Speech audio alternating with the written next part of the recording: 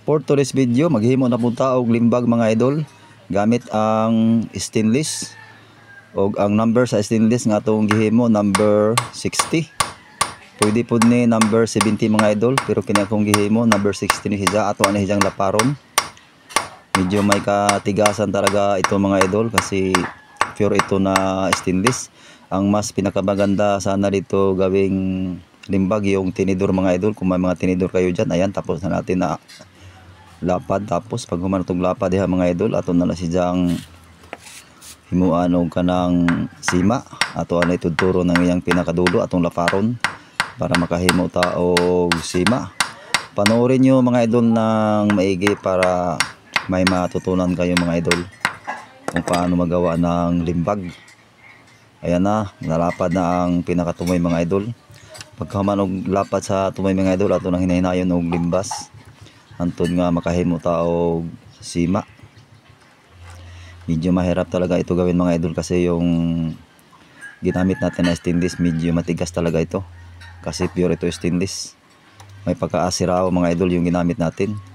Ang pinakamaganda talaga gawing limbag mga idol yung tinidor mga idol. Kung may mga tinidor kayo dyan na medyo makapal, yun talaga ang gagawin yung limbag kasi madali lang itong baluktutin at madaling limbasan, hasain. Hindi katulad ng pure na stainless mga idol, may pagkasiro at matigas talaga ito. Kaya yan, medyo nahirapan tayo dito. Yan, pagkatapos natin pag sima mga idol, ayan, simaan na natin. Medyo may matigas talaga ito mga idol. Ayan, pagkatapos natin paglinis dyan, yung banda dito naman, bawasan natin ng kunti yan para pag baluktot natin medyo malambot. Pero bago yan matapos mga idol, mag shoutout muna tayo. Shoutout kay Benz Hogo from Kabalean, Southern Leyte. Shoutout kay Tom Sower from Davao City. Shoutout din kay Ares Alvarez Bibon. Shoutout din kay Renante Dimitrio Uluhan from Palumpon, Leyte. Maraming salamat sa inyo mga idol sa inyong suporta. Ayan, tapos na natin nilagyan ng sima. Balututin natin mga idol gamit yung bakal na maliit. Tapos may hiwa yan mga idol, tapos dyan natin itatama yung pinakasima niya para hindi masira. Ayan mga idol, tapos na natin pag bawog. Tapos ato na po nakarong hinluan mga idol, itong hinluan kabilaan, kaya ato nakarong hijang butasan. Yan, tapos ang haba niya mga idol, ano lang, mga nasa mga 2 inches lang. Ayan, oh. Natapos natin, ito na po nabutangan o pinakabungangan niya mga idol, pinakababa niya bago natin butasan.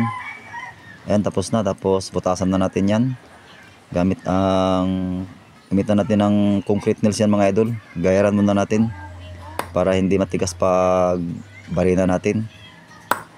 Ayan, pagkatapos pag nabutas na yan mga idol, ayan, nabutas na,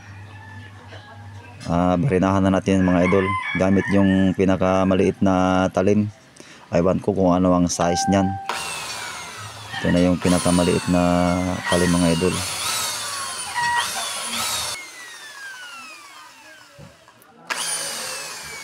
Yan, pagkatapos na butas, ato isang hinluan kaya medyo hait. Atok pahaw lang isang pinakahait atong kulikutan. Yan na, pagkamanog kulikot. Ayan, tapos pagpukin natin yung dulo ng mga idol, baluktutin natin ng kunti yan. Yan.